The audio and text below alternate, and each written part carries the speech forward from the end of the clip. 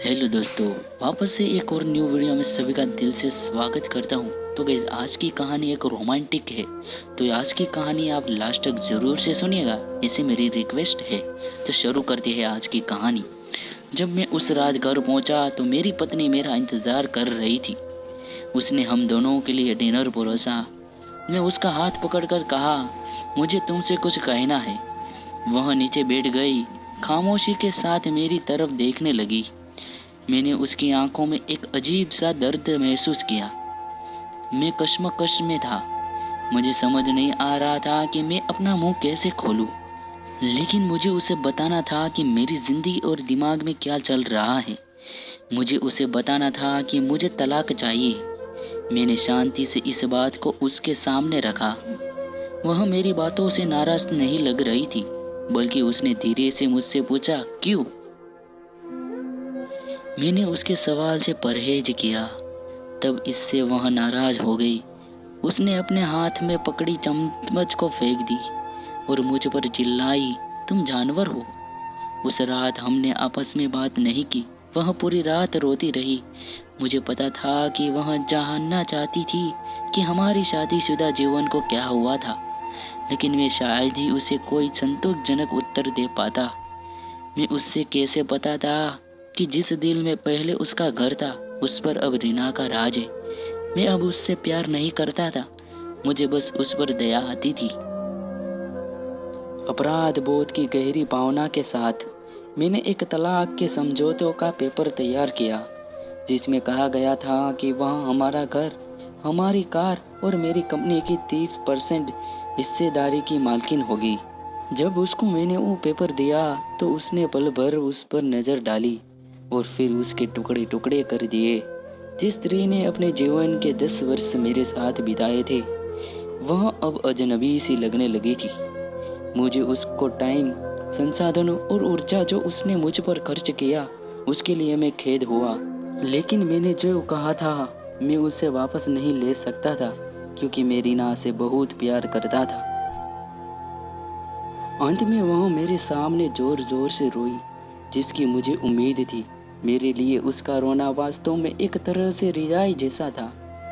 तलाक का विचार, जिसने मुझे कई हफ्तों से परेशान किया था, अब और मजबूत और स्पष्ट अपनी मंजिल को पाने में लग रहा था। अगले दिन मैं बहुत देर से घर वापस आया और देखा कि वह मेज पर कुछ लिख रही है। मैं रात का खाना नहीं खाया और सीधे ही सोने चला गया और बहुत तेजी से सो गया, क्योंकि मैं रीना के साथ एक व्यस्त दिन के बाद थक गया। जब मैं उठा तभी भी टेबल पर लिख रही थी। मुझे परवाह नहीं थी, इसलिए मैं पलट गया और फिर से सो गया। सुबह उसने अपनी तलाक की शर्तें मुझे बताई। वह मुझसे कुछ नहीं चाहती थी, लेकिन तलाक से पहले ही उसे 1 महीने का नोटिस चाहिए था। उसने अनुरोध किया कि उस 1 महीने में हम दोनों यथासंभव सामान्य जीवन जीने के लिए संघर्ष करें। इसके लिए उसके कारण सरल थे। हमारे बेटे की 1 महीने में परीक्षा थी और यह हमारी टूटी शादी से उसे मेंटली डिस्टर्ब नहीं करना चाहती थी। यह तो मुझे भी मंजूर था। बेटा तो हम दोनों का था, लेकिन उसके पास एक और शर्त थी।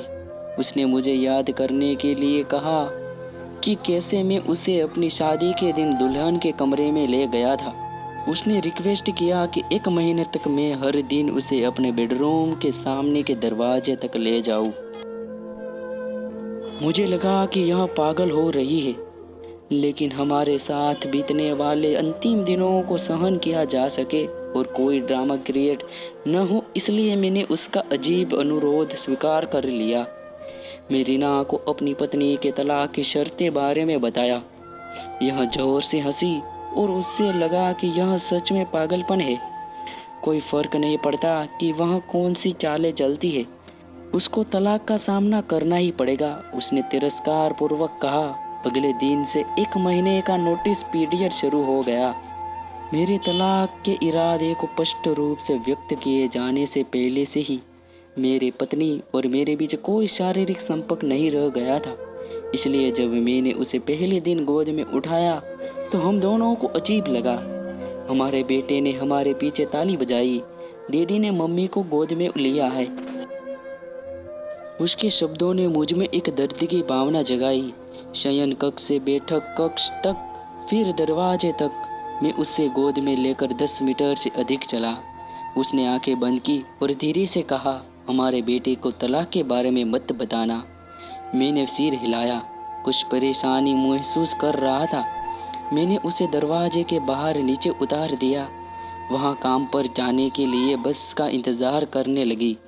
मैं ऑफिस के लिए अकेला चला गया। दूसरे दिन हम दोनों ने काफ़ी आसानी से एक्टिंग कर ली। वह मेरे सीने पर झुक गई। मैं उसके ब्लाउज की खुशबू सूंघ रहा था। मुझे एहसास हुआ कि मैंने इस महिला को लंबे समय से ध्यान से नहीं देखा था। मुझे एहसास हुआ जब वह जवान नहीं रही थी। उसके चेहरे पर कम सही लेकिन झुर्रियाँ आ गई थी। उसके बाल सफ़ेद हो रहे थे। हमारी शादी से उस पर बुरा असर पड़ा है। एक मिनट के लिए मैंने सोचा कि मैंने उसके साथ क्या कर दिया है। चौथा दिन, जब मैंने उसे उठाया तो मुझे आत्मनियता की वापसी का अभाव हुआ। अरे, यह वही महिला है जिसने मुझे अपनी ज़िंदगी के 10 अमूल्य साल दिए हैं। 5वें और उठे दिन, मैंने महसूस किया कि हमारे बीच एक रुकता की भावना फिर से बढ़ रही है। मैंने रीना को इस बारे में नहीं बताया। जैसे जैसे दिन बीतते गए मेरे लिए उसे उठाना आसान हो गया। मैंने सोचा शायद प्रतिदिन की एक कसरत ने मुझे मजबूत बना दिया। एक सुबह सोच रही थी कि क्या पहने। उसने बहुत सारे कपड़े पहनने की कोशिश की लेकिन उसे एक भी उपयुक्त पोशाक नहीं मिली। फिर उसने गहरी सांस ली और बोली, मेरे सभी कपड़े बड़े हो गए हैं। मुझे अचानक एहसास हुआ कि वह इतनी पतली हो गई है। मुझे अब समझ में आया कि वह असली वजह है जो मैं इसे इतनी आसानी से उठ पाता था। अचानक एक विचार ने मुझे अंदर से झकझोर दिया। उसने अपने दिल में कितने दर्द और कितने दुख दबा रखे होंगे जिससे उसकी हालत ऐसी हो चली है। अवचेतना में कभी इस बारे में मैं सोच ही नहीं सका। मैंने उसके सिर को छुआ। हमारा बेटा उसी समय अंदर आया और बोला, पापा, माँ को गोदी उठाने का समय हो गया है। उसके लिए इस एक महीने में अपने पिता को अपनी माँ को गोदी में उठाकर ले जाते देखना उसके जीवन का एक अनिवार्य हिस्सा बन गया था। मेरी पत्नी ने हमारे बेटे को करीब आने का इशारा किया और उसे कसकर गले लगा लिया। मैंने अपना मुंह फेर लिया क्योंकि मुझे डर था कि मैं अंतिम समय पर मैं अपना विचार ना बदल दूं। फिर मैंने उसे अपनी बाहों में पकड़ लिया। शयन कक्ष से चलते हुए बैठक के कमरे से होते हुए दरवाजे तक उसने सौम्यता और स्वाभाविक रूप से अपने हाथ मेरी गर्दन को चारों ओर रख दिए। मैंने उसके शरीर को कसकर पकड़ रखा था। यह हमारी शादी के दिन जैसा ही था, लेकिन उसके बहुत ही कम आवाज़ ने मुझे उदास कर दिया। आखिरी दिन जब मैंने उसे अपनी बाहों में लिया तो मैं मुश्किल से एक कदम भी आगे चल सका। हमारा बेटा स्कूल के लिए चला गया था। मैंने उसे कसकर पकड़ लिया और कहा, मैं यही नहीं देख पाया कि हमारे जीवन में एट मेसी की कमी हो रही है। मैं ऑफिस चला गया। दरवाजा बंद किए बिना तेजी से कार के अंदर बैठ गया। मुझे डर था कि थोड़ी सी देर से भी मेरा मन बदल जाएगा। मैं वहाँ चला गया जहाँ रीना रहती थी। रीना ने दरवाज़ा खोला और मैंने उससे कहा, सॉरी रीना, मैं अपनी पत्नी को अब तलाक नहीं दे पाऊंगा। उसने मुझे आश्चर्य से देखा और वो संभव में थी और वो फिर मेरे माथे को छुआ। क्या तुमको बुखार है? उसने पूछा। मैंने अपने सिर से उसका हाथ हटा दिया। सॉरी रीना, मैंने कहा मैं तलाक नहीं लूँगा। मेरा वैवाहिक जीवन शायद इसलिए उबाऊ था क्योंकि वह और हम अपने जीवन के छोटे छोटे पलों को महत्व नहीं देते थे। इसलिए नहीं कि हम अब एक दूसरे से प्यार नहीं करते थे।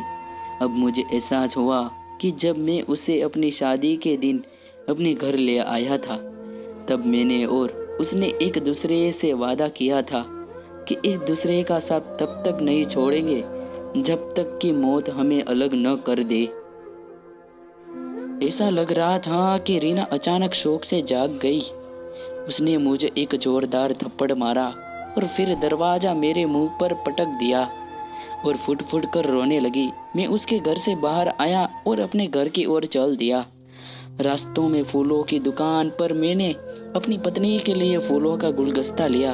सेल्स गर्ल ने मुझसे पूछा कि कार्ड पर क्या लिखूं।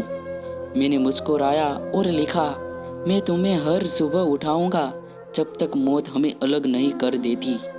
उस शाम मैं घर पहुंचा, हाथ में फूल और चेहरे पर बड़ी सी मुस्कान लिए। मैं चिड़िया चढ़ा और अपनी पत्नी को बिस्तर पर पाया मुक्त। आपके जीवन के छोटे छोटे पल ही एक रिश्ते में वास्तव में मायने रखते हैं। यह हवेली, कार, संपत्ति, बैंक का पैसा नहीं है। ये खुशी के लिए अनुकूल माहौल बनाते हैं, लेकिन अपने आप में खुशी नहीं दे सकते। इसलिए अपने जीवन साथी को दोस्त बनाने के लिए समय निकाले, एक दूसरे के लिए छोटे छोटे काम करे जो नवीनता पैदा करते हैं। एक वास्तविक सुखी विवाहित जीवन जीविए। यदि आप इस कहानी को शेयर नहीं करते हैं तो कोई फर्क नहीं पड़ेगा। अगर आप ऐसा करते हैं तो आप शायद एक शादी को टूटने से बचा सकते हैं। जीवन में कई बार ऐसे लोग असफल होते हैं जिन्हें इस बात का एहसास नहीं होता कि वे सफलता के कितने करीब थे जब उन्होंने हार मान ली। मेरी पत्नी महीनों से कैंसर से लड़ रही थी और मैं रीना के साथ इतना व्यस्त था कि ना मैंने ध्यान दिया, नहीं महसूस किया। वह जानती थी कि वह जल्दी ही मर जाएगी और वह मुझे हमारे बेटे की नकारात्मक प्रक्रिया से बचाना चाहती थी। अगर हम तलाक के साथ आगे बढ़ते तो मेरा बेटा मुझसे पक्का नफरत करता। कम से कम हमारे बेटे की नज़र में मैं एक प्यार करने वाला पति हूँ। मैंने तो नहीं, लेकिन मेरी पत्नी ने अपना वादा आखिर दम तक साथ निभाने का पूरी तरह से निभाया। हाँ, पूरा जीवन अब मुझे पछतावे की आग में जलना था, मगर अब अपने आखिर दम तक अपनी पत्नी से और भी ज़्यादा प्यार करता रहा, चाहे वो मेरे साथ नहीं थी। दोस्तों, उम्मीद करता हूँ कि आज की कहानी आपको पसंद आई हो। तो अपने दोस्तों के साथ शेयर ज़रूर से करिएगा। दोस्तों, वीडियो पसंद आई हो तो लाइक का बटन ज़रूर से दबा देना, चैनल को भी सब्सक्राइब ज़रूर से कर देना। मिलते हैं हम ऐसी एक वीडियो के साथ।